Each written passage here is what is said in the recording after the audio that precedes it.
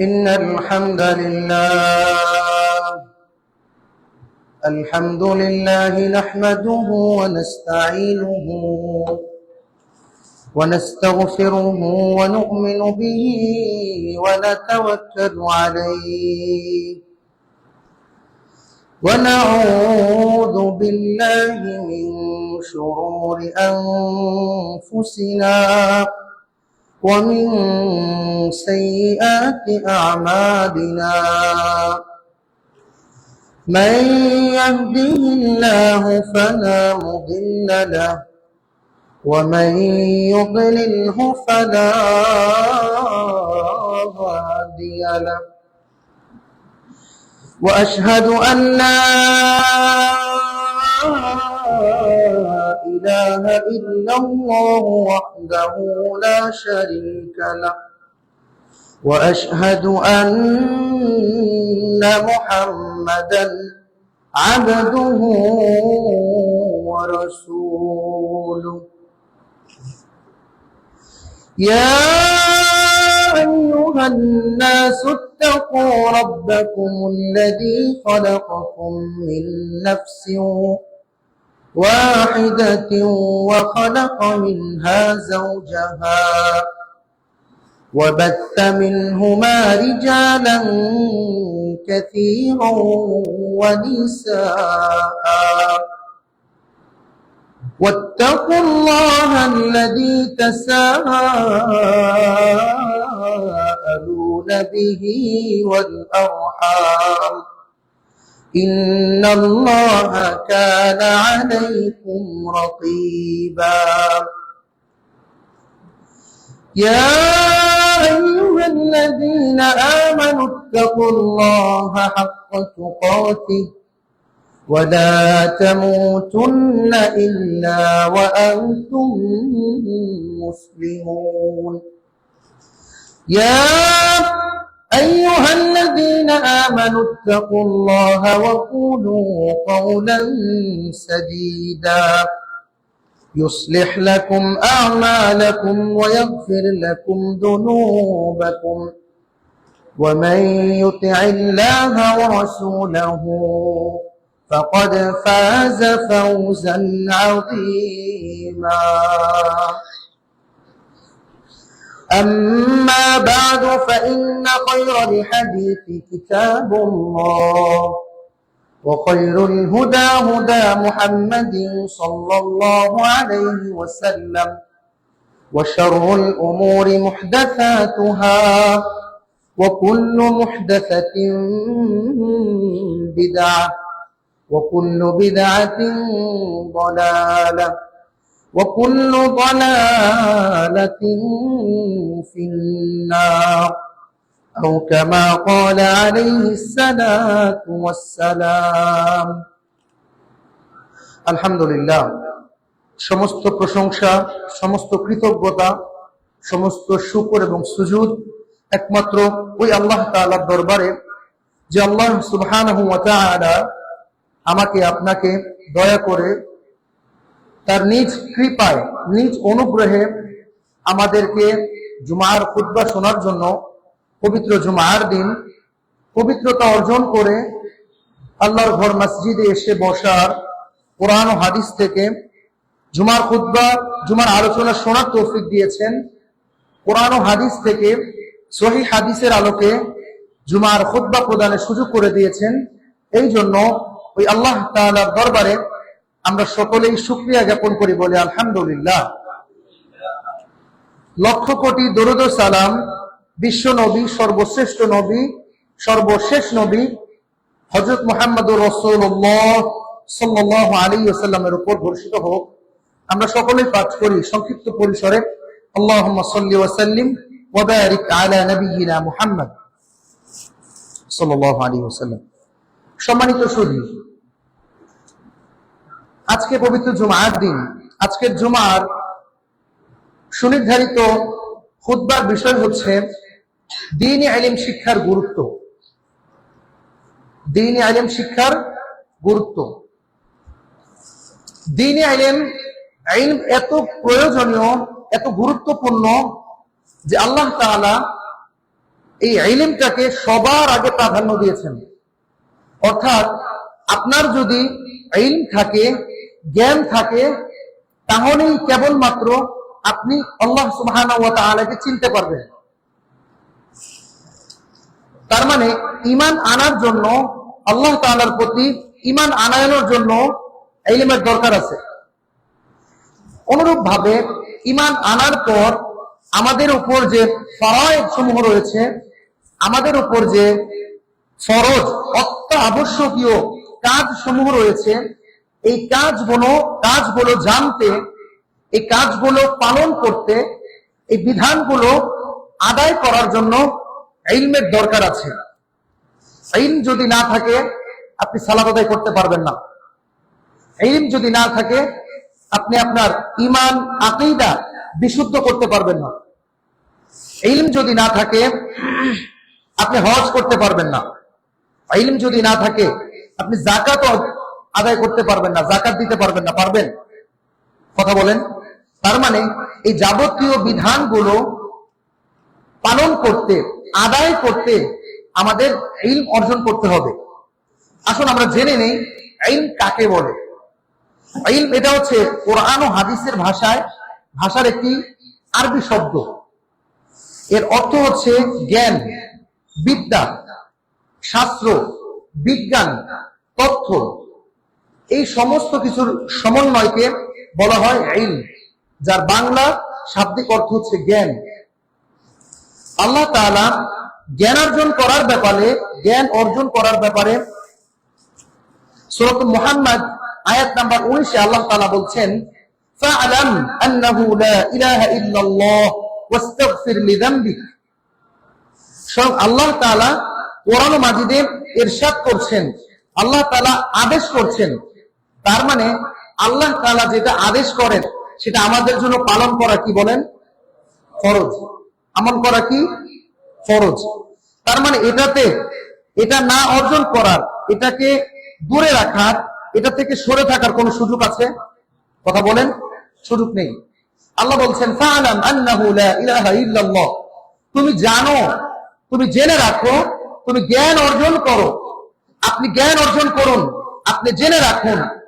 এখানে আল ইলমু শব্দটা হচ্ছে ওয়ার্ড, আরবি শব্দ। এটা যখন ভার্বে রূপান্তরিত হয়, ফি'লে রূপান্তরিত হয়, তখন এটাকে বলা হয় আল ইলমু। এর অর্থ হয় জানা, এর অর্থ হয় জ্ঞান অর্জন করা, কোন বিষয় সম্পর্কে জানা, জ্ঞান অর্জন করা। এখানে আল্লাহ তাআলা অর্ডার করছেন, আদেশ করছেন। হাযির মুযাক্কারের সিগাহ আল্লাহ তাআলা আল্লাহ রাসূল সাল্লাল্লাহু আলাইহি ওয়াসাল্লামকে সম্বোধন করে বলছেন, ফা'লাম, আপনি জ্ঞান অর্জন করুন, আন্নাহু লা ইলাহা ইল্লাল্লাহ, যে আল্লাহ ব্যতীত কোনো ইলাহ নেই। তার মানে আমাদের স্রষ্টা একমাত্র কে? আল্লাহ। আল্লাহ ব্যতীত আমাদের কোনো উপাস্য আছে? আল্লাহ ব্যতীত আমাদের কোনো খালেক আছে? আল্লাহ ব্যতীত আমাদের কোনো মালিক আছে? আল্লাহ ব্যতীত আমাদের কোনো রাজ্জাক, রিজিক দাতা আছে? কিন্তু আমাদের তো মাঝে মাঝে মনে হয় চাকরি না করলে খাবার জুটবে না, মনে হয় কিনা? কথা বলেন। বেকার যে থাকে, যারা বেকার, যে সমস্ত যুবকেরা বেকার, এরা সহজেই বিয়ে করতে পারে না। কারণ পাত্রীপক্ষ মনে করে ছেলে তো বেকার, ছেলে আমার মেয়েকে খাওয়াবে কি? আস্তাগফিরুল্লাহ। আমাদেরকে রিজিক দান করেন কে? কথা বলেন। একমাত্র রাজ্জাক কে? কিন্তু এটা আমরা মুখে বলি, অন্তরে এই ব্যাপারটার ব্যাপারে সন্দেহ আছে না নাই? হ্যাঁ, আমাদেরকে দ্বিধা দ্বন্দ্ব সমস্ত কিছু ঝেড়ে ফেলে আমাদেরকে অকপটে মেনে নিতে হবে একমাত্র রিজিক দাতাকে আল্লাহ। তিনি আমাকে কোন চাকরির মাধ্যমেও খাওয়াতে পারেন, তিনি আমাকে বেকারত্বের মাধ্যমেও খাওয়াতে পারেন, তিনি আমাকে ঘরে বসেও খাওয়াতে পারেন, তিনি আমাকে যেভাবে খুশি সেভাবে তিনি রিজিক প্রাপ্ত করতে পারেন। সূরাতুল কাহফে দুইজন যুবকের ঘটনা আছে যারা কিনা ঘুমিয়ে ঘুমিয়ে রিজিক প্রাপ্ত হয়েছে। আল্লাহ তাআলা ঘুমের মধ্যে কোন প্রকার কাজ ছাড়া, কোন প্রকার চাকরি ছাড়া, জবের ভিতরে না থাকা সত্ত্বেও আল্লাহ তাআলা সেই যুবকদেরকে রিজিক দান করেননি? করেছেন। সুতরাং আল্লাহ তাআলা কোনো কাজের জন্য মুহতাজ নন, কিন্তু আল্লাহ তাআলার কাজ পরিচালনা করার জন্য একটা রুলস এন্ড রেগুলেশন, নিয়ম পদ্ধতি আছে না নাই? আছে। এই জন্য আল্লাহ তাআলা সূরাতুল জুমআর মধ্যে বলে দিয়েছেন, ইয়া আইয়ুহাল্লাযীনা আমানু ইযা নুদিয়া লিস-সালাহ, হে ঈমানদারগণ, হে লোক সকল, তোমরা যারা ঈমান এনেছো, তোমাদের তোমাদের তোমাদের জন্য তোমাদের সম্মুখে যখন আযান দেওয়া হয়, জুমআর সালাতের আযান দেওয়া হয়, সালাতের আযান দেওয়া হয়, নুদিয়া লিস-সালাহ মিন ইয়াউমিল জুমআহ, জুমআর জন্য যখন আযান দেওয়া হয়, ফাসআউ ইলা যিকরিল্লাহ, আল্লাহর অনুসরণে, আল্লাহর আলোচনায়, আল্লাহর দিকে তোমরা ধাবিত হও, তোমরা দৌড়ে চলে যাও, তোমরা গতি সম্পন্ন হও। ফাসআউ ইলা যিকরিল্লাহি ওয়া যারুল বায়', এবং কাজকর্ম বন্ধ করে দাও। তার মানে আল্লাহ কিন্তু জানেন যে বান্দারা কাজ করে, বান্দারা ব্যবসা বাণিজ্য করে, বান্দাদের অনেক গুরুত্বপূর্ণ কাজ থাকে, এটা কিন্তু আল্লাহ জানেন। আল্লাহ জানেন বিদে আল্লাহ বলে দিচ্ছেন, ওয়া যারুল বায়', ব্যবসা বাণিজ্য, দোকানপাট, কাজকর্ম, চাকরি যা কিছু রয়েছে, খাত খামারে কাজকর্ম যা কিছু আছে সব বন্ধ করো। ওয়া যারুল বায়', সব বন্ধ করে দাও। ফাসআউ ইলা যিকরিল্লাহ ওয়া যারুল বায়', যালিকুম খায়রুল লাকুম ইন কুনতুম মুমিনিন ইন কুনতুম তা'লামুন, আর এটাই তোমাদের জন্য উত্তম যদি তোমরা মুমিন হয়ে থাকো, যদি তোমরা জেনে থাকো। আর পরবর্তী আয়াতে আল্লাহ বলছেন, ফাইদা কুদিয়াতিস সালাহ, যখন সালাত শেষ হয়ে গেল, যখন সালাত শেষ হয়ে গেল, ফান্তাশিরু ফিল আরদ, সালাত যখন শেষ হয়ে গেল তখন তোমরা জমিনে ছড়িয়ে পড়ো। তখন মানুষের কাছে হাত পাতলে চলবে না, মানুষের কাছে ভিক্ষা করলে চলবে না, মসজিদে বসে শুধু আল্লাহর কাছে আল্লাহ আমাকে রিজিক দেন, আল্লাহ আমাকে রিজিক দেন, এটা চাইলে হবে না। আপনার সালাত শেষ, আল্লাহ বলছেন ফাসআউ ইলা যিকরিল্লাহ ফাইদা কুদিয়াতিস সালাহ, যখন সালাত শেষ হয়ে গেল, ফান্তাশিরু ফিল আরদ, জমিনে ছড়িয়ে পড়ো, জমিনে বিচরণ করো, ওয়াবতাগু মিন ফাদলিল্লাহ, হ্যাঁ তুমি জমিনে ছড়িয়ে পড়ো, তুমি কাজকর্ম করো, তুমি ব্যাংক ব্যালেন্স, তুমি জব করো, চাকরি করো, উপার্জন করো, ক্ষেত খামারে চাকরি করো, কিন্তু তোমাকে বিশ্বাস করতে হবে রিজিক দাতাকে। আবারও বলেন, রিজিক দাতাকে। তার মানে কাজের মাধ্যমে, চাকরির মাধ্যমে শুধু মানুষ রিজিক প্রাপ্ত হয় না, রিজিক প্রাপ্ত হয় আল্লাহ তাআলার পক্ষ থেকে। তবে চাকরি, কাজকর্ম, জব, এটা হচ্ছে একটা মাধ্যম হতে পারে। তো এই জন্য আমাদেরকে বিশ্বাস করতে হবে রাজ্জাক একমাত্র কে। তো এই সম্পর্কে যদি জ্ঞান না থাকে, আমরা আল্লাহ তাআলাকে চিনব? তার মানে আল্লাহ তাআলাকে চিনার জন্য জ্ঞান অর্জন করার দরকার আছে না নাই? আর এই জন্য আল্লাহ তাআলা কোরআন মাজিদে যেমন ইরশাদ করেছেন, তোমরা আপনি জ্ঞান অর্জন করুন, আমাদেরকে জ্ঞান অর্জন করতে হবে। অনুরূপ ভাবে সহিহ ইবনে মাজাতে আল্লাহ রাসূল সাল্লাল্লাহু আলাইহি ওয়াসাল্লাম একটি হাদিস বর্ণনা করেছেন, যেখানে আল্লাহ রাসূল বলছেন, জ্ঞান অর্জন করা প্রত্যেক মুসলিমের জন্য ফরজ। আনাস ইবনে মালিক রাদিয়াল্লাহু আনহু বর্ণনা করেন, ক্বালা রাসূলুল্লাহ সাল্লাল্লাহু আলাইহি ওয়াসাল্লাম, তালাবুল ইলমি ফারিদাতুন আলা কুল্লি মুসলিম, রাওয়াহু ইবনে মাজাহ, হাদিস নাম্বার 224। আল্লাহ রাসূল বলেছেন, তালাবুল ইলমি, ইলম অর্জন করা, ইলম অন্বেষণ করা প্রত্যেক মুসলিমের জন্য ফরজ। তার মানে এই বিধানটা কি আমাদের ছেড়ে দেওয়ার সুযোগ আছে? অবশ্যই আমাদেরকে ইলম অর্জন করতে হবে। এখন আমাদেরকে জানতে হবে কোন ইলম অর্জন করা আমাদের জন্য ফরজ, আমাদের জন্য অত্যাবশ্যকীয়, যে ইলম অর্জন না করলে আল্লাহর বিধান লঙ্ঘন হবে, আল্লাহর হুকুম অমান্য করা হবে, সে ইলম সম্পর্কে আমাদেরকে জানতে হবে। ইলম হচ্ছে দুই প্রকার। কয় প্রকার?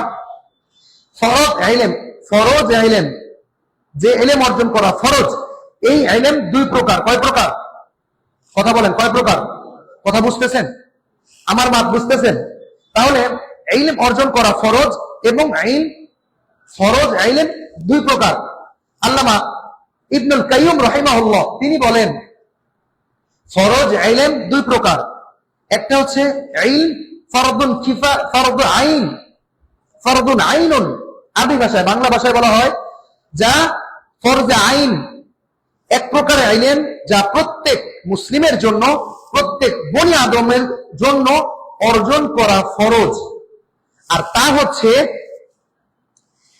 মানুষের সৃষ্টি, মানুষের স্রষ্টা, মানুষের সৃষ্টির লক্ষ্য উদ্দেশ্য, মানুষের জীবন পরিচালনার শরিয়াতি বিধিবিধান, শরীয়ত সম্মত বিধিবিধান, মানুষের স্রষ্টাকে, মানুষের সৃষ্টির লক্ষ্য উদ্দেশ্য এবং মানুষ ইন্তেকালের পরে তার পরিণাম, তার শ্রেষ্ঠ গন্তব্য, তার ডেস্টিনেশন, এই সম্পর্কে জ্ঞানার্জন করা প্রত্যেক নরনারীর জন্য, প্রত্যেক মুসলমানের জন্য, বনি আদমের জন্য ফরজ।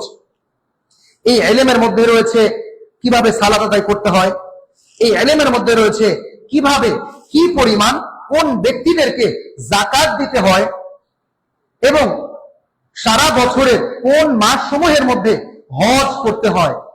হজ করার জন্য যে সমস্ত কানুন, যে সমস্ত রুলস, যে সমস্ত নিয়ম রয়েছে, সেই নিয়মগুলো, সারা বছরের মধ্যে কতদিন রোজা রাখা ফরজ, এই বিধানটা, এইরকম যাকাত, সালাত, সিয়াম, হজ, যাকাত, এই সমস্ত মুআমালাত, মুআশারাত, মানুষের সাথে আমাদেরকে লেনদেন করতে হয় না?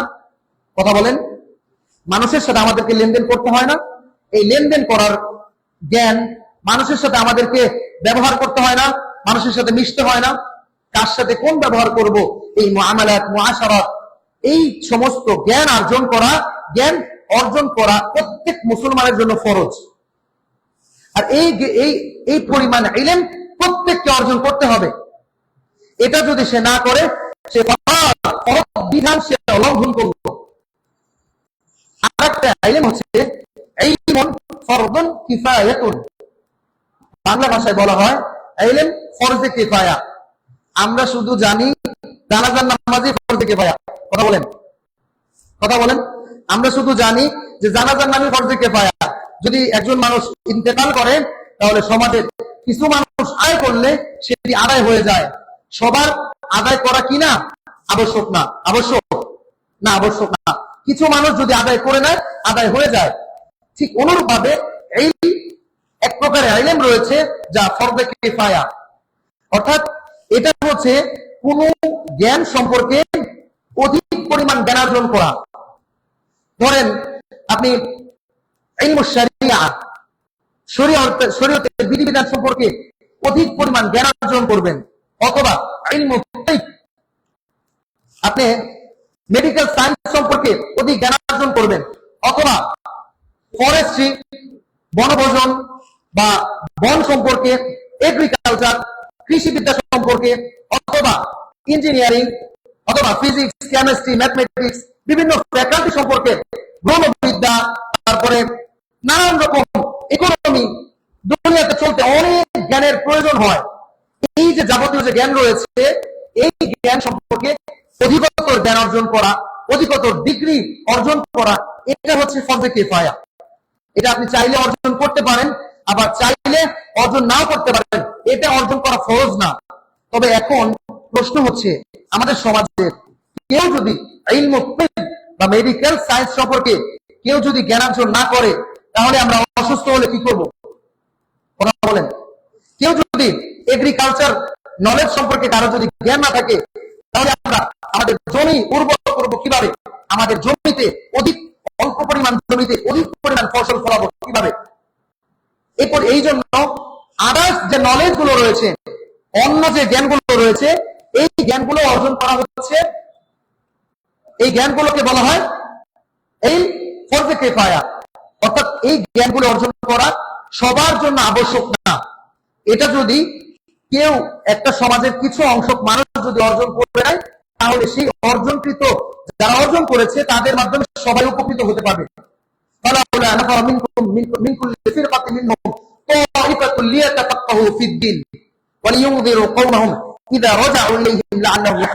তোমাদের মধ্যে এমন একটি জাতি থাকা দরকার যারা কোন জ্ঞান সম্পর্কে অধিক জ্ঞান অর্জন করবে এবং তোমাদেরকে ওই দিন সম্পর্কে সতর্ক করবে। আল্লাহ তাআলা কোরআন মাজিদে বলছেন। তাহলে আমাদেরকে জানতে হবে ফরজের প্রথমত কয় প্রকার? দুই প্রকার। একটা হচ্ছে ফরজ আইন, যে ইলম সবাইকে অর্জন করতে হবে, আর আরেকটা হচ্ছে ইলম ফরজে কিফায়া, যা কেউ অর্জন করলে, কিছু মানুষ অর্জন করলে সকলের অর্জন করা হয়ে যাবে, এবং এই জ্ঞান অর্জন করা সবার জন্য কিনা ফরজ না। এখন আসেন, আমাদের আজকের আলোচ্য বিষয়, আজকের খুতবার যে সুনির্ধারিত বিষয়, তা হচ্ছে দ্বীনি ইলম অর্জন করার গুরুত্ব। সম্মানিত শুধু আইয়ুহাল মুহতারাম, দ্বীনি ইলম অর্জন করার অনেক গুরুত্ব রয়েছে। আল্লাহ তাআলা কোরআন হাদিসের একাধিক আয়াতে, একাধিক হাদিসে এই দ্বীনি ইলম অর্জন করার ব্যাপারে আল্লাহ তাআলা আমাদেরকে জানিয়েছেন। রাসূলুল্লাহ সাল্লাল্লাহু আলাইহি ওয়াসাল্লাম আমাদেরকে জানিয়েছেন। সূরাতুজ জুমার আয়াত নাম্বার 9 আল্লাহ বলছেন, এখন আমাদের যা আলোচনা হবে সবই কেবলমাত্র দ্বীনি ইলমের গুরুত্ব নিয়ে। আল্লাহ বলছেন, হাল ইয়াস্তাউিল্লাযীনা ইয়া'লামুন ওয়াল্লাযীনা লা ইয়া'লামুন ইন্নামা ইয়াতাযাক্কারু উলুল আলবাব। যারা জানে আর যারা জানে না তারা কি কখনো সমান হতে পারে? ইন্নামা ইয়াতাযাক্কারু উলুল আলবাব, কেবলমাত্র উপদেশ গ্রহণকারীরাই উত্তম, উপদেশ গ্রহণকারীরাই উত্তম। আল্লাহ তাআলা পরবর্তী আয়াতে সূরাতুল মুজাদালা আয়াত নাম্বার 14 আল্লাহ বলছেন, সূরাতুল মুজাদালার মধ্যে আল্লাহ তাআলা বলছেন, ইয়ারফা'ুল্লাযীনা আমানু মিনকুম ওয়াল্লাযীনা উতুল ইলমা দারাজাত ওয়াল্লাহু বিমা তা'মালুনা খাবীর। আল্লাহ তাআলা তোমাদের মধ্য থেকে যারা ঈমান আনয়ন করেছে এবং তোমাদের মধ্য থেকে যাদেরকে আল্লাহ তাআলা জ্ঞান দান করেছে, আল্লাহ তাআলা তাদের সম্মানকে সমুন্নত করেছেন। সুবহানাল্লাহি ওয়া বিহামদিহি। এবং আল্লাহ তাআলা তাদেরকে অধিক মর্যাদা সম্পন্ন করেছেন। আর তোমরা যা করো, ওয়াল্লাহু ইয়া'লামু বিমা তাসনাউন, তোমরা যা করো, তোমরা যা চিন্তা করো, এই সম্পর্কে আল্লাহ সম্যক অবগত আছেন, সম্যক অবগত আছেন, সম্যক অবহিত। অনুরূপভাবে এই জ্ঞান, আল্লাহ এই ইলম এবং আলিম, পৃথিবীতে আল্লাহ তাআলার যিকির, আল্লাহ তাআলার আলোচনা, আল্লাহ তাআলার যিকির এবং ইলম অর্জনকারী তালিবুল ইলম যারা ইলম অর্জন করছে, দ্বীনি ইলম যারা অর্জন করছে, আর দ্বীনি ইলম যারা অর্জন করেছে, দুনিয়ার মধ্যে যে সমস্ত আলিম ব্যক্তিবর্গ রয়েছে, এরা ব্যতীত সমস্ত দুনিয়া অভিশপ্ত। নাউযুবিল্লাহি মিন যালিক। বলেন, আল্লাহ রাসূল সাল্লাল্লাহু আলাইহি ওয়াসাল্লাম বলছেন, হাদিসটি তিরমিজি শরীফের 322 নম্বর হাদিস এবং ইবনে মাজাতে 4112 নম্বরে হাদিসটি বর্ণিত হয়েছে। আল্লাহ রাসূল সাল্লাল্লাহু আলাইহি ওয়াসাল্লাম বলছেন, ওয়া আবি হুরায়রা রাদিয়াল্লাহু তাআলা আনহু قال قال رسول الله صلى الله عليه وسلم الدنيا ملعون وملعون ما فيها إلا ذكر الله تعالى وما والاه وعالم ومتعلم রাহু তিরমিজি, রাহু ইবনে মাজাহ। আল্লাহ আবু হুরায়রা রাদিয়াল্লাহু তাআলা আনহু থেকে বর্ণিত, তিনি বলেন, স্বয়ং আল্লাহ রাসূল সাল্লাল্লাহু আলাইহি ওয়াসাল্লাম বলছেন, এই পুরো দুনিয়া অভিশপ্ত এবং পুরো দুনিয়ার মধ্যে যা কিছু আছে সবকিছু অভিশপ্ত। তবে তা ব্যতীত যা আল্লাহ তাআলার যিকিরের সাথে সম্পৃক্ত, তার মধ্যে আল্লাহর যিকির এবং এই আল্লাহর যিকিরের সাথে যা সম্পৃক্ত, অর্থাৎ মসজিদে কার কথা আলোচনা করা হয়, মাদ্রাসায় কার কথা আলোচনা করা হয়, যে সমস্ত শিক্ষা প্রতিষ্ঠানে আল্লাহ তাআলার আলোচনা করা হয়, রাসূলের আলোচনা করা হয়, সেই সব কিছু যিকিরের অন্তর্ভুক্ত কিনা? কথা বলেন। অর্থাৎ আল্লাহ তাআলা, আল্লাহ রাসূল সাল্লাল্লাহু আলাইহি ওয়াসাল্লাম বলছেন, আল্লাহ তাআলার যিকির, আল্লাহ তাআলার আলোচনা, আল্লাহ তাআলার স্মরণ এবং এর সাথে যা সম্পৃক্ত, ইহা ব্যতীত সবকিছু অভিশপ্ত। এবং এবং এই দুনিয়াতে যারা আলিম সম্প্রদায় রয়েছে এবং যারা মুতাআল্লিম রয়েছে, যারা আলিম সম্প্রদায় রয়েছেন আর যারা ইলম অর্জন করছে, দ্বীনে ইলম অর্জন করছে, এই দুই শ্রেণীর মানুষ ব্যতীত আল্লাহ তাআলার যিকির সম্পৃক্ত জিনিস ব্যতীত যা কিছু আছে সবকিছু অভিশপ্ত। এটি কে বলছেন? আল্লাহ রাসূল সাল্লাল্লাহু আলাইহি ওয়াসাল্লাম বলছেন, আমাদের রাসূল বলছেন। তার মানে এই কথার মধ্যে কোনো সন্দেহ আছে? তাহলে আমাদেরকে বুঝতে হবে, দুনিয়াতে আল্লাহ তাআলা আলোচনা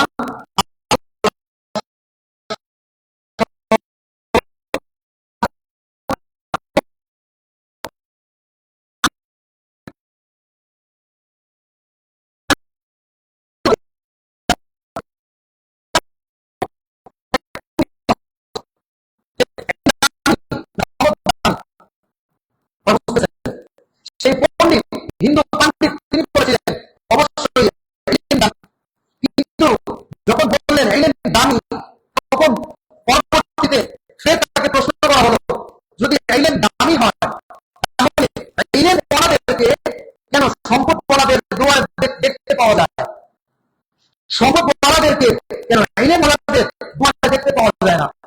তখন সে হিন্দু পণ্ডিত করেছিল, কেননা যারা ইলম অর্জন করেছে তারা সম্পদের মূল্যায়ন করতে জানে, কিন্তু যারা সম্পদ দ্বারা তারা ইলমের মূল্য বুঝে না, তারা ইলমের কদর বুঝে না।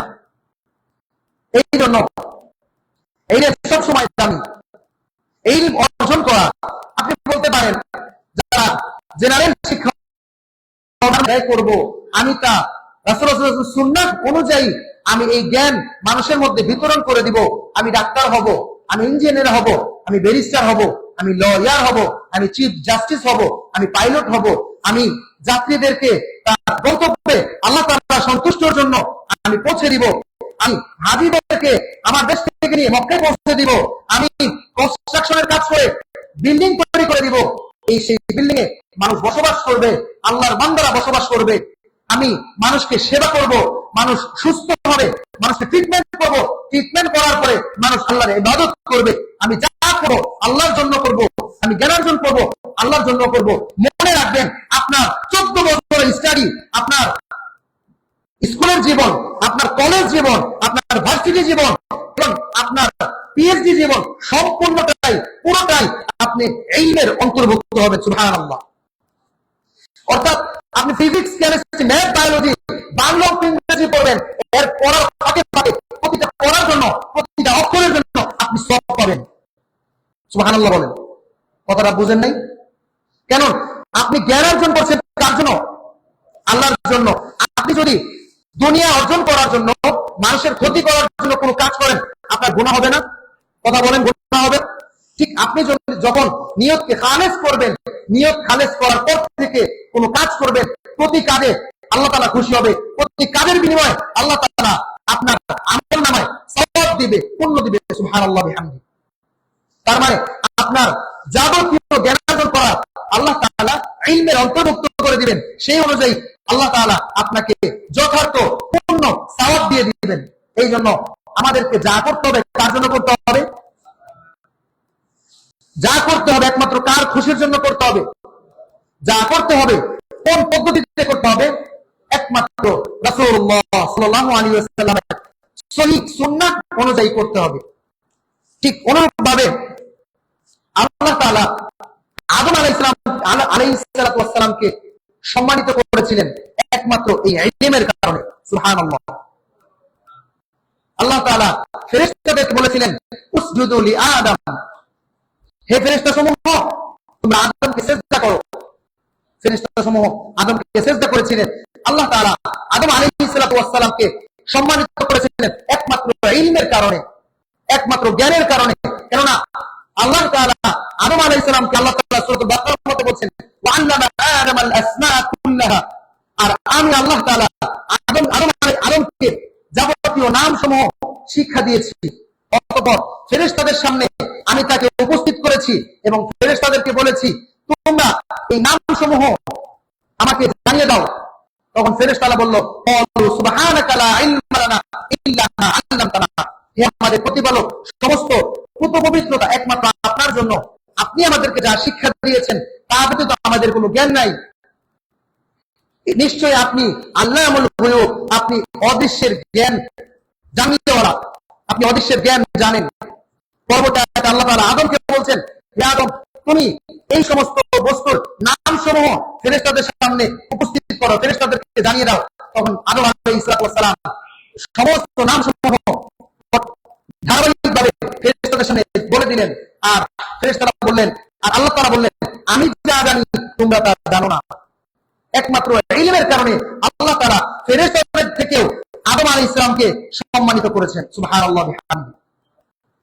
শুধু তাই না, ইলম অর্জন করার কারণে আল্লাহ তাআলা মানব জাতিকে, বনি আদমকে বিপদ আপদ থেকে আল্লাহ তাআলা রক্ষা করেন। যেমন আল্লাহ তাআলা সূরাতুল আসরের মধ্যে আল্লাহ বলেন, ওয়াল আসর, সময়ের কসম, ইন্নাল ইনসানা লাফি খুসর, নিশ্চয়ই সমস্ত মানুষ ক্ষতিগ্রস্ত, সমস্ত মানুষ বিপদের মধ্যে আছে।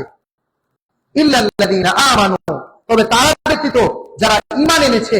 এখানে ঈমানের জায়গা বলা হয়েছে যারা ইলম অর্জন করেছে, অর্থাৎ ঈমান আনয়ন করা মানে আল্লাহ সম্পর্কে ইলম অর্জন করা। ঈমান আনয়ন করা মানে আল্লাহ সম্পর্কে জ্ঞান অর্জন করা। অর্থাৎ আপনি যদি জ্ঞান অর্জন করতে যান, ঈমান আনতে চান, আপনাকে ইলম অর্জন করতে হবে। এই জন্য আল্লাহ বলছেন যারা ইলম অর্জন করলো, যারা ঈমান আনলো, তারা ব্যতীত ওয়া আমিলুস সলিহাত, যারা নেক কাজ করলো, ওয়া তাওয়াসাউ বিল হাক্কি, যারা পরস্পর ধৈর্যের উপদেশ দিল, ওয়া তাওয়াসাউ বিল হাক্কি, পরস্পর সত্যের উপদেশ দিল, তারা ব্যতীত সবাই বিপদের মধ্যে আছে। তার মানে যারা ইলম অর্জন করলো, আল্লাহ তাআলা তাদেরকে দুনিয়া এবং আখিরাতে সমস্ত বিপদ থেকে হেফাজত করবেন। সুবহানাল্লাহ। শুধু তা, এই দ্বীনের ইলম এতটা মূল্যবান, এতটা গুরুত্বপূর্ণ, যা প্রত্যেকটা নবী রাসূলের ওয়ারিস। আমি যদি আপনাদেরকে প্রশ্ন করি, নবী রাসূলগণ কোন বস্তুটা আমাদের জন্য রেখে গেছেন? কোন সম্পদ রেখে গেছেন? এই পৃথিবীতে যত নবী রাসূল এসেছেন, কোন নবী রাসূল উত্তরাধিকার সম্পদ হিসাবে কোন সম্পদ রেখে গেছেন বলতে পারবেন? না। প্রত্যেক নবী রাসূলের রেখে যাওয়া উত্তরাধিকার সম্পদ একমাত্র হচ্ছে ইলম। সুবহানাল্লাহ।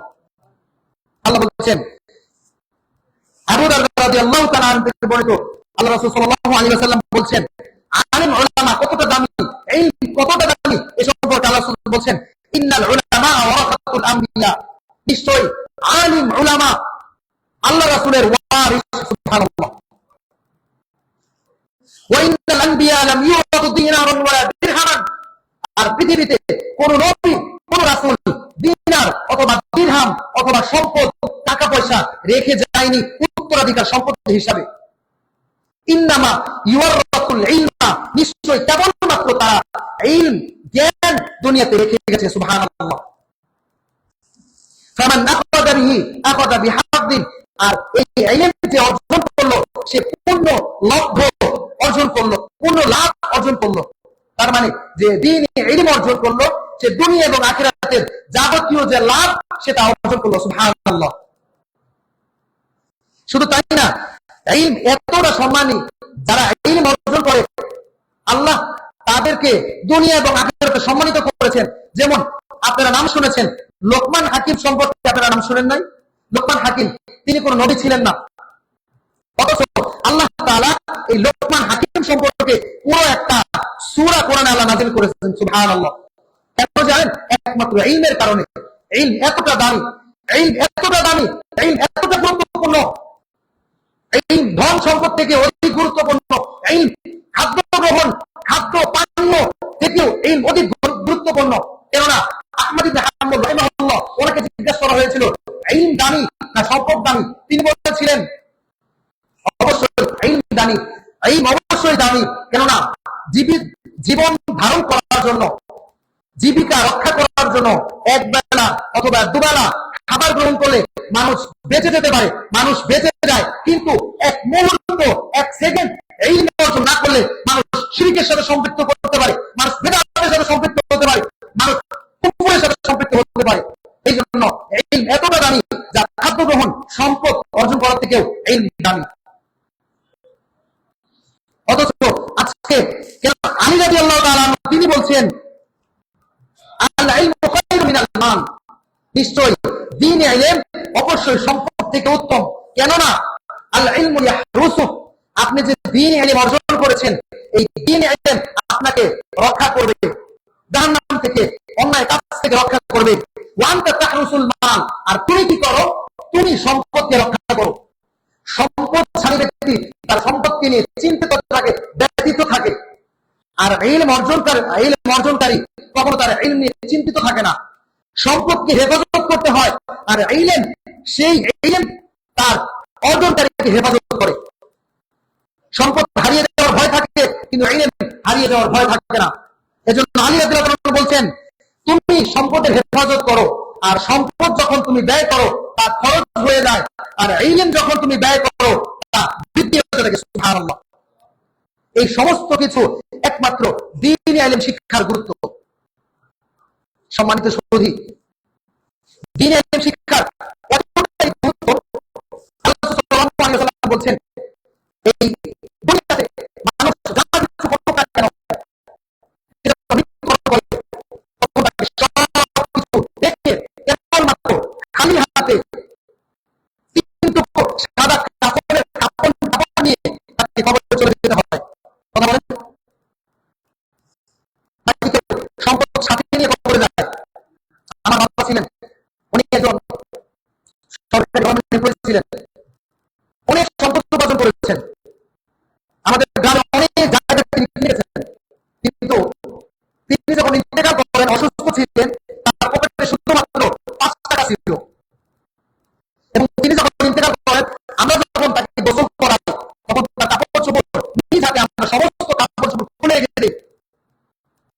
একটা লঙ্গি সহ তাকে দেওয়া হয়েছে না, সমস্ত কাপড় চোপড় আমরা খুলে দিয়েছি, কিন্তু সারা কাপড় দিয়েছি, একদম খালি হাতে, বিনা সম্পদে, কোন প্রকার সম্পদ ছাড়া, শুধুমাত্র মাটির বিছানার মধ্যে তাকে সাহায্য করা হয়েছে।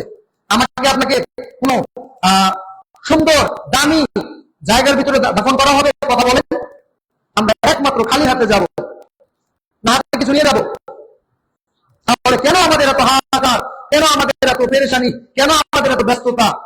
অথচ আল্লাহ রাসূল সাল্লাল্লাহু আলাইহি ওয়াসাল্লাম বলেছেন, একমাত্র মৃত্যু পরবর্তী, মৃত্যুর পরে তিনটি জিনিস মানব জীবনে, বনি আদমের জন্য তিনটি জিনিস মৃত্যুর পরে কাজে লাগে, আর কোনো কিছু তার কাজে আসে না।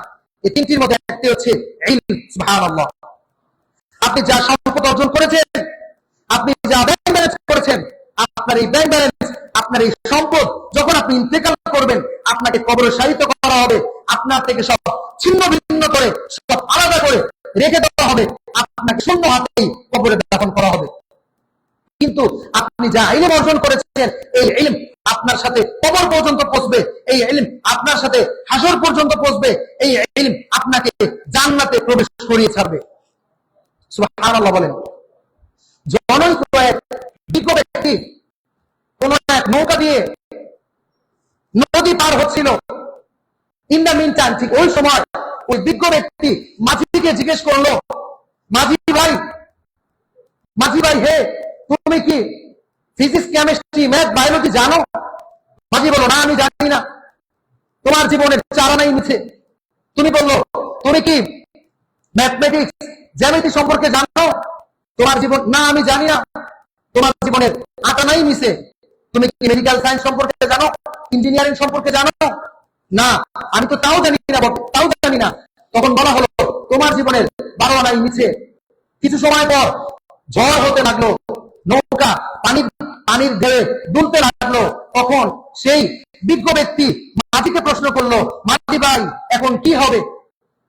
তিনি প্রশ্ন করলেন, হয়তো বা নৌকা ডুবে যাবে। ও ভাই, আপনি কি সাঁতার জানেন তো?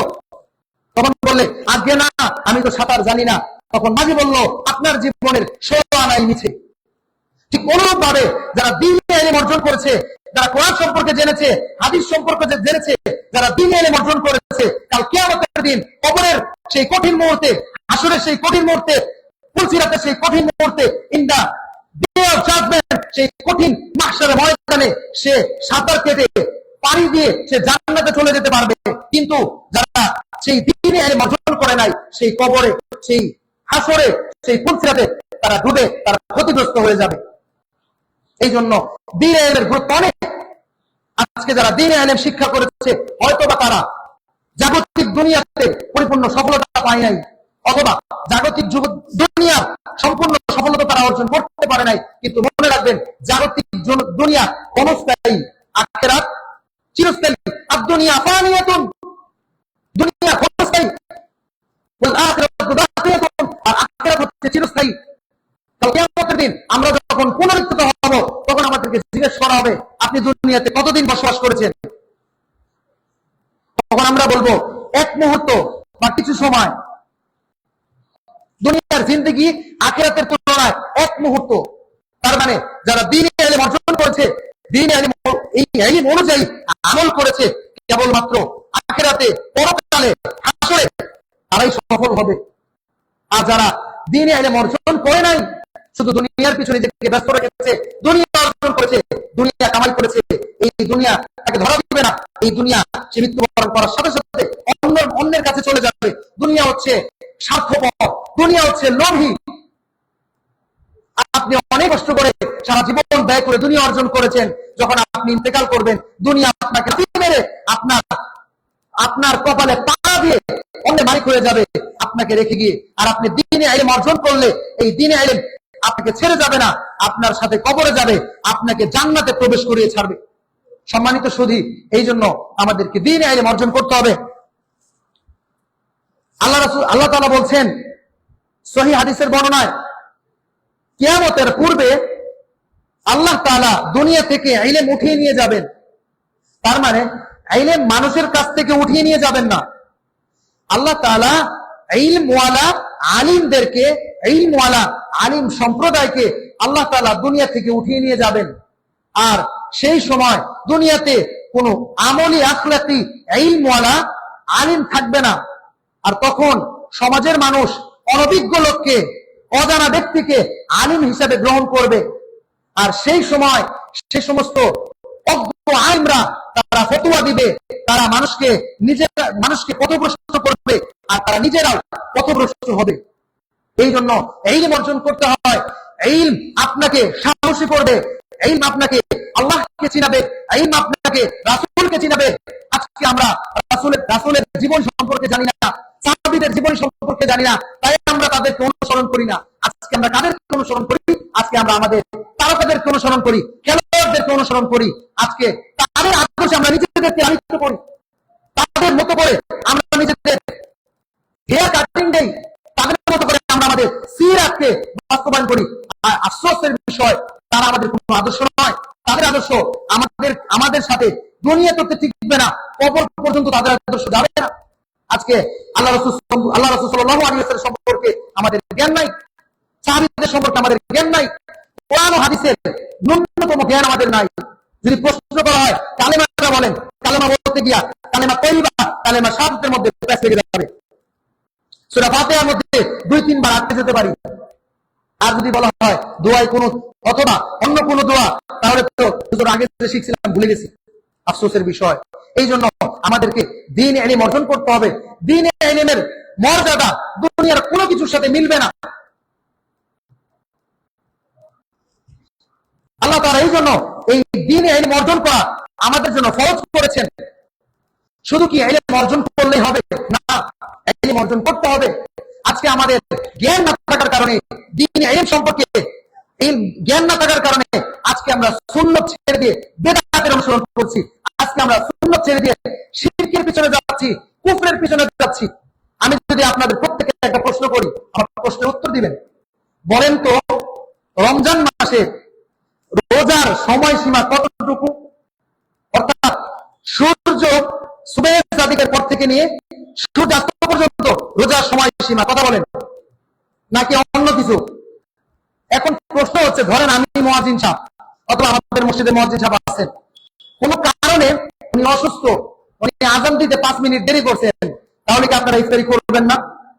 অথবা কারেন্ট চলে গেছে, কোন দুর্ঘটনার কারণে কোন মুয়াজ্জিন সাহেব আযান দিতে পারেন নাই, আমি দৃঢ় সংকল্পের সাথে বলতে পারি আপনারা ইফতার করবেন না, কেননা আপনারা আযান শুনে ইফতার করেন। কথা বলেন ঠিক কিনা? অথচ আল্লাহ রাসূল আমাদেরকে জানাচ্ছেন রোজা রাখার সময়সীমা হচ্ছে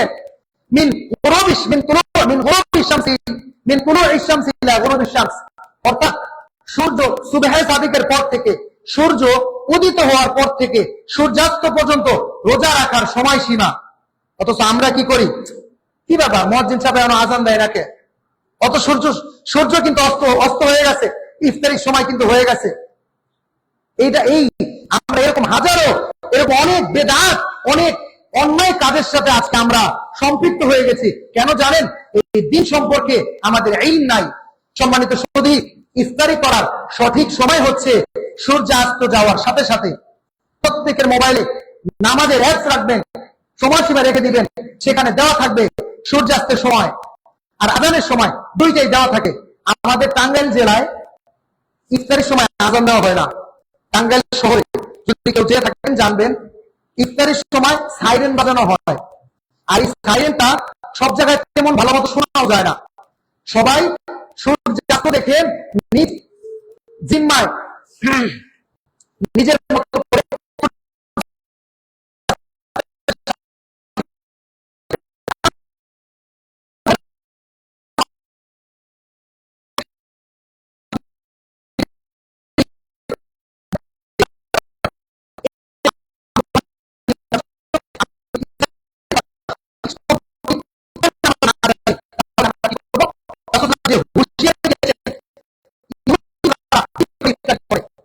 আমরা তাদের সাথে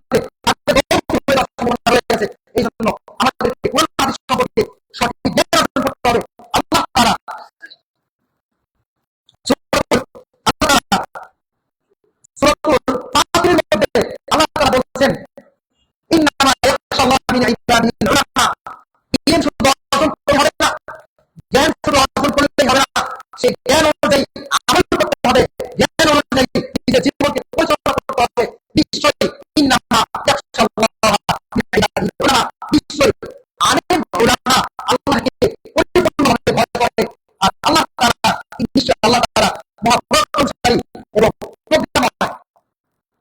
সম্মানিত সুধী, মুনাফিকের ইলম তার মুখে মুখে, মুনাফিকের ইলম তার কথায় কথায়, আর মুমিনের ইলম তার আমলে, তার বাস্তব জীবনে। সুবহানাল্লাহ। ইলম অর্জনকারী বিনয়ী হয়, ইলম তাকে বিনয়ী বানায়, ইলম তাকে মুত্তাকি বানায়, ইলম তাকে প্রকৃত মুমিন বানায়। আর মুনাফিকের ইলম তাকে অহংকারী বানায়, মুনাফিকের ইলম তাকে দাম্ভিকতার সাথে জীবন পরিচালনা করে। মুনাফিকের ইলম তার আমলে আসে না, তার কাজে আসে না। এই জন্য ইলম অনুযায়ী আমাদেরকে আমল করতে হবে, ইলম অনুযায়ী আমাদের জীবনকে পরিচালনা করতে হবে। বর্তমান সময়ে আমাদের মা বোনদেরকে এই দ্বীনি ইলম অর্জন করার ব্যাপারে আমাদের সমাজের মানুষ অসচেতন। কোন এক বিজ্ঞানী বলেছিল, give me a idol mother, I will give a idol nation. আমি একটি আদর্শ মা দাও, আমি তোমাদেরকে একটি আদর্শ জাতি দিব। আতি উম্মাতান সালিহাতান সাউতিকা উম্মাতান সালিহান। একটি আদর্শ মা দাও, আমি একটি আদর্শ জাতি দিব। এই জন্য আমাদের মা বোনদের ব্যাপারে শিক্ষার ব্যাপারে বলা হয়, দুদিন পর তোমার বিয়ে হয়ে যাবে, থালা বাসন ধুয়ে খাইবা, পরিষ্কার করে খাইবা, তুমি এত জ্ঞান অর্জন করে রাখিলা, তোমার এত শিক্ষা দিয়ে কি লাভ? না, দ্বীনি ইলম অর্জন করা প্রত্যেক মুসলিমের জন্য, মুসলিম পুরুষের যেমন ফরজ, ঠিক মুসলিম নারীর জন্য তেমন ফরজ। আয়েশা রাদিয়াল্লাহু তাআলা থেকে আমরা অসংখ্য হাদিস জানতে পেরেছি, পারি নাই? অনেক হাদিস, দাম্পত্য জীবনের, পারিবারিক জীবনের অসংখ্য হাদিস আমরা আয়েশা রাদিয়াল্লাহু তাআলা থেকে জেনেছি। তিনি যদি জ্ঞান অর্জন না করতেন, আজকে আমরা হয়তো অনেক হাদিস সম্পর্কে সম্যক অবগত থাকতে পারতাম না। এই জন্য ইলমের ব্যাপারে, মা বোনদের ব্যাপারে, নারী শিক্ষা, নারীদেরকে দ্বীনি ইলম শিক্ষার ব্যাপারে পিছনে রাখা যাবে না। তাদেরকে যথাযথভাবে, ছেলেদের তুলনায় ছেলেরা লেখাপড়া করে বড় হয়, বড় বড় পদে যায়, ঠিক অনুরূপ ভাবে নারীদেরকেও দ্বীনি ইলম শিক্ষা করতে হবে, তার ঘরকে বেদাত থেকে, শিরক থেকে হেফাজত করার জন্য। তার মানে নারী শিক্ষা এই নয় যে নারীকে শিক্ষিত করে, বেপরদা করে, বেহায়া করে রাস্তায় নামিয়ে দিতে হবে। এই শিক্ষা দ্বীনি ইলম শিক্ষার কথা বলে না, বরং দ্বীনি ইলম নারীদের এই শিক্ষার কথা বলে। নারীরা শিক্ষা গ্রহণ করে তার পরিবারকে মেনটেন করবে, তার সন্তানদেরকে প্রথমেই শিক্ষা দিবে। একজন সন্তানের জন্য তার ফার্স্ট স্কুল হচ্ছে, প্রথম বিদ্যালয় হচ্ছে তার মা। এই জন্য নারীদেরকেও যথাযথ শিক্ষা দিতে হবে। এই সমস্ত শিক্ষার একটি বাস্তবায়ন, বাস্তব চিত্র হচ্ছে আপনাদের এই মসজিদ বাইতুল সুন্নাহ, মসজিদ এন্ড ইসলামিক সেন্টার। এখানে মক্তবে কোরআন শিক্ষা দেওয়া হয়। শুধু কোরআন শিক্ষা নয়, কোরআন শিক্ষার পাশাপাশি ইসলামের আকীদা, ইসলামের ঈমান এবং ইসলামের মৌলিক যে জ্ঞান অর্জন করলে ঈমান এবং আকীদা সম্পর্কে জানা যায়, নিজের জীবনকে পরিচালনা করা যায়, এই জ্ঞান সম্পর্কে সম্যক শিক্ষা দেওয়া হয়। এই জন্য আপনারা আপনাদের সন্তানদেরকে মসজিদে পাঠাবেন এবং দ্বীনি ইলম শিক্ষা গ্রহণ করাবেন। এর মাধ্যমে নিজেরাও বেঁচে যাবেন এবং আপনাদের সন্তানরাও বেঁচে যাবে। কেননা আল্লাহ রাসূল বলছেন, তিনটা জিনিস কবরে যাওয়ার পরে বনি আদমের কাজে লাগে। একটি হচ্ছে সদকায়ে জারিয়া, যে সমস্ত কাজ আপনারা মানবতার কল্যাণে রেখে গেছেন, সেই সদকায়ে জারিয়া। দুই নম্বর হচ্ছে ইলম আও ইলমিন মুনতাফাউ বিহি, ওই ইলম যে ইলম আপনার, যে ইলমের মাধ্যমে মানুষ উপকৃত হচ্ছে। আর ওই সন্তান আও ওয়ালাদিন সালিহ ইয়াদউ লা, ওই নেক সন্তান যে আপনার মৃত্যুর পরে সে দু হাত তুলে, অথবা আপনার মৃত্যুর পরে আল্লাহর রহমতের পানে চেয়ে থেকে চোখের পানি ছেড়ে দিয়ে আপনার জন্য দোয়া করবে। এই তিনটি কাজ আপনার কাজে আসবে। এই জন্য আমি আশা করব, আমি আপনাদের সকলকে উদাত্ত আহ্বান করব, আপনারা আপনাদের সন্তানদেরকে মসজিদে পাঠিয়ে কোরআন হাদিসের মৌলিক জ্ঞান শিক্ষার পাশাপাশি কোরআন এবং তাজবিদের সাথে কোরআন শিক্ষা গ্রহণ করাবেন।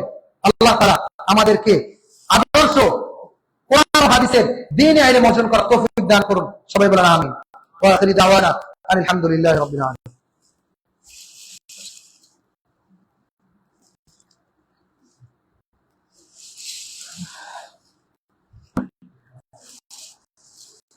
ইন্নাল হামদালিল্লাহ والصلاة والسلام على من لا نبي بعده أما بعد فيا أيها الحاضرون إن الله أمركم بالصلاة والسلام على نبينا محمد كما قال تعالى في قرآن المجيد أعوذ بالله من الشيطان الرجيم بسم الله الرحمن الرحيم إن الله وملائكته يصلون على النبي يا أيها الذين آمنوا صلوا عليه وسلموا تسليما اللهم صل وسلم على نبينا محمد وأرض اللهم عن خلفاء الراشدين المهديين الذين قضوا بالحق وبه كانوا يعدلون وعن أبي بكر وعمر وعثمان وعلي وعن سائر الصحابة والصحابة أجمعين رضوان الله تعالى عليهم إلى يوم الدين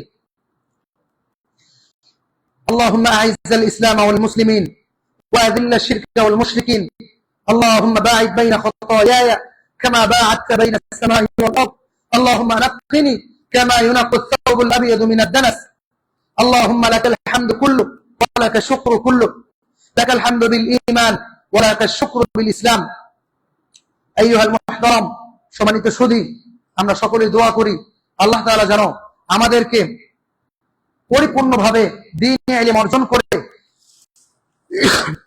এই দ্বীনে ইলম অনুযায়ী আমাদেরকে আমল করে এই দ্বীনে ইলম সহকারে আমরা যেন কবরে যেতে পারি সকলে বলেন আমিন সেই সাথে জাগতিক দুনিয়াতে সফলতা অর্জন করতে যে সমস্ত জ্ঞান অর্জন করা প্রয়োজন দুনিয়াতে সফলতা অর্জন করার জন্য সে সমস্ত জ্ঞান যেন আল্লাহ তাআলা আমাদেরকে অর্জন করে আল্লাহ তাআলা যেন আমাদেরকে দুনিয়াতেও সফলতা দান করেন বলেন আমিন আমরা যেন আমাদের সন্তানদেরকে দ্বীনি শিক্ষা এবং দ্বীন এবং দুনিয়া উভয় শিক্ষার পাশাপাশি আমাদের সন্তানদেরকে সুশিক্ষিত করে আদর্শ নাগরিক হিসাবে একজন মুত্তাকি বান্দা হিসাবে দুনিয়াতে রেখে যেতে পারি এরকম আল্লাহ তাআলা আমাদের সন্তানদেরকে মুত্তাকি বানিয়ে দিন বলেন আমিন اللهم أعز الإسلام والمسلمين وأذل الشرك والمشركين ودمر أعداء الدين اللهم إنا نجعلك في نحورهم ونعوذ بك من شرورهم اللهم اهدنا فيمن هديت اللهم نقني كما ينقى الثوب اللهم لك الحمد كله اللهم إني أعوذ بك من عذاب القبر ونعوذ بك من عذاب النار ونعوذ بك من فتنة المحيا والممات ونعوذ بك من فتنة المسيح الدجال اللهم اجعلني صبورا واجعلني شكورا وفي عيني صغيرا وفي أعين الناس كبيرا اللهم ارزقنا شهادة في سبيلك اللهم ارزقنا شهادة في سبيلك واجعل الموت في بلد رسولك عباد الله رحمكم الله إن الله يأمركم بالعدل والإحسان وإيتاء ذي القربى وينهى عن الفحشاء والمنكر والبغي يعظكم لعلكم تذكرون اذكروا الله العظيم الجليل يذكركم وادعوه يستجبكم ولذكر الله تعالى أولى وأعز وأعظم وأكبر فاستغفروه من كل ذنب وأتوبوا إليه إنه هو الغفور